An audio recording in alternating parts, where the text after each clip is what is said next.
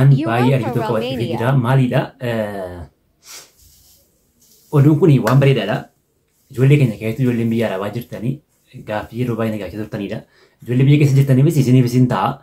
Dursa garuu waan kana isin gaafadhee hin beeku viidiyoo kiyya koppii liinkii naaf godhaa akkasumas immoo laayikii gochuun dagatina. Koppii liinkii garuu yoo xiqqaate namni tokko yeroo 3-4 ol koppii liinkii gochuu qaba. Nama baay'ee bira ga'uu qaba waan ta'eef adivaanteejii ariifiidha. Persentii 100dha. Maalidha? Namoonni baay'een kanaan dura nagaachaa turtanii akkamittiin Awurooppaa deemuu dandeenya jettee nagaachaa turtanii. Awurooppaa deemuu kana namni tokkotti dubbadhee hin beeku. Sababiin isaa waan qabatamaan ta'anii namatti himuu hin barbaadu. Baay'een keessan akka beektan karaa yuutuubiidha. So waan qabatamaan ta'ee dubbachuuf fedhan qabuun ture. Amma garuu waan qabatamaa persentii 100 waan qabatamaa qabee dhufee jira. Qarshiin isaa garuu baay'eedha. Walitti malee immoo waan ta'eef qarshiin isaa baay'eedha. Kuni eessadha? Awurooppaa biyya Roomaaniyaa jedhamudha. Biyya Roomaaniyaadha. Karaa seera qabeessa wanti hundumtuu isiniif guutame hojiidhaaf kan isin deemtanii achi deemtanii kaampaanii garaagaraa keessa kaaffee garaagaraa keessa hoteela garaagaraa keessa akkasumas immoo warri dhiiraa deeliverii garaagaraa wanta hedduu jira wanta hojjetamu. Kaffaltiin miindaa $700 hanga $1,500 kan hojjetamu. Warroonni immoo deeliverii hojjetanii torbanitti hanga $1,000 $500 kan isaan hojjechaatiin jiranii.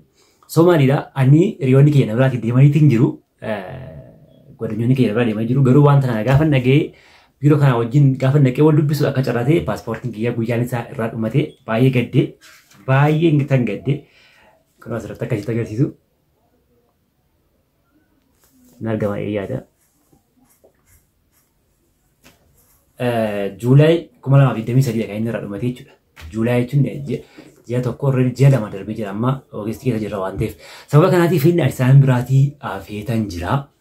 Paaspoortii haaromsuun akkuma isin beektan amma yoo gara ji'a 4 gaheetiin jira. Appilaayi godhameeti paaspoortii baasifachuudhaaf. Namoonni baay'een ji'a 5, ji'a 6, ji'a 7 kan gahee jira. So sababa kanaatiif anas tafeetiin jira yeroo kiyya shaqqarachaatiin jiru.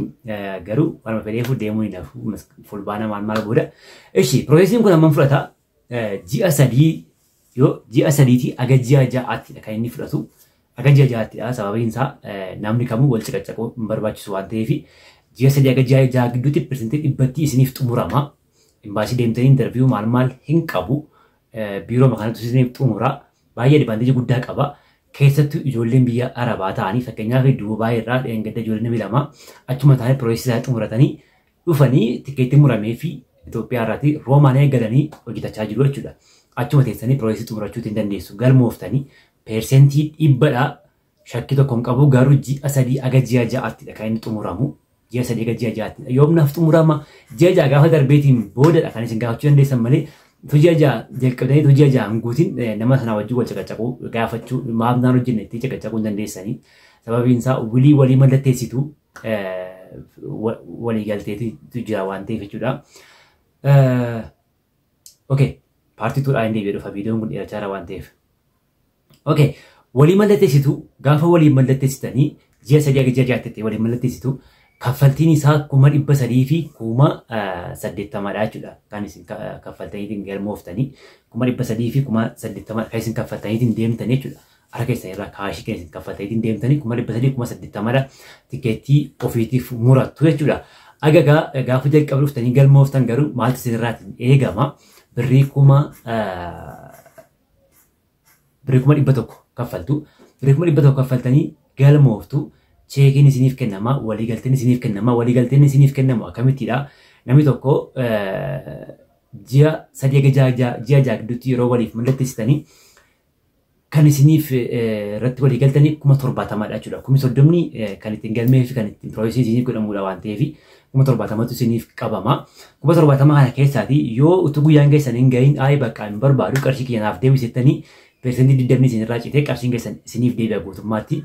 Ji'a 3 aga ji'a 6 gidduutti immoo yoo piroosesiin kun isiniif xumuramuutiin baate immoo qarshiin 70,000 keessan kaashiin isaa lakkaa'ame isiniif deebi'a. Baay'ee asitti sirriitti irra deebi'aatti dhaggeeffadhaa. Sababiin isaa booda keessaan dhuftanii akkas jettee akkas hin jennee akkas hin jedhe akka waliin hin jennee fi so kanaaf 70,000dha. 100 kaffaltu 30,000 gatii galmeetii fi piroosesii keessan kan ittiin xumuramudha.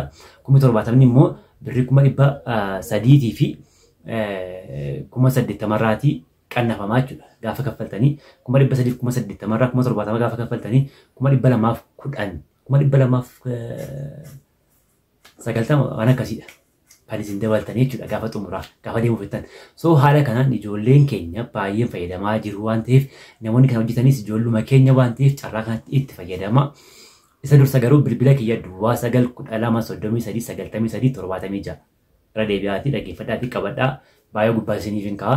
Karaa bilbila kana qunnamaa warri biyya ala jirtanii maatiin keessan dhufanii isaanii wajjin waliin mallatteessuu danda'u yoo barbaadan karaa kiyya isiniif xumuruu ni danda'a.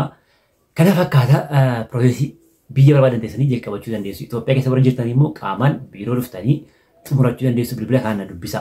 Kana fakkaata waan isiniif hin galu yoo yaade immoo karaa teelegiraamii karaa waatsaappii kiyyaa bilbila nama isiniif kaa'e na dubbisuu dandeessu.